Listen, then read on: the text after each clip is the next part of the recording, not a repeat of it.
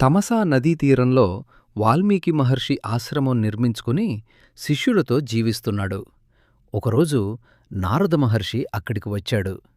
వాల్మీకి ఆయనను గౌరవంగా సత్కరించి, ఈ లోకంలో సద్గుణాలు, ధైర్యం, పరాక్రమం, ధర్మనిష్ట కలిగిన ఉత్తమ పురుషుడు ఎవరైనా ఉన్నారా అని అడిగాడు.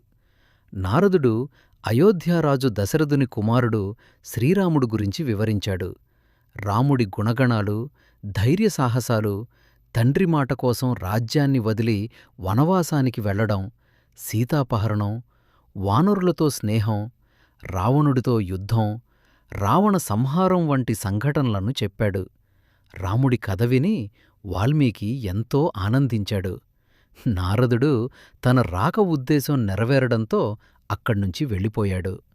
మధ్యాహ్నం సమయంలో వాల్మీకి తన శిష్యుడు భరద్వాజునితో కలిసి స్నానం కోసం తమసా నదికి వెళ్ళాడు.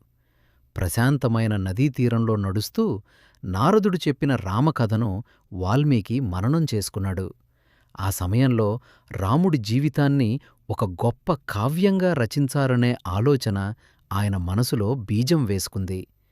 ఇదే రామాయణ మహాకావ్య రచనకు నాంది పలికిన తొలి అడుగు.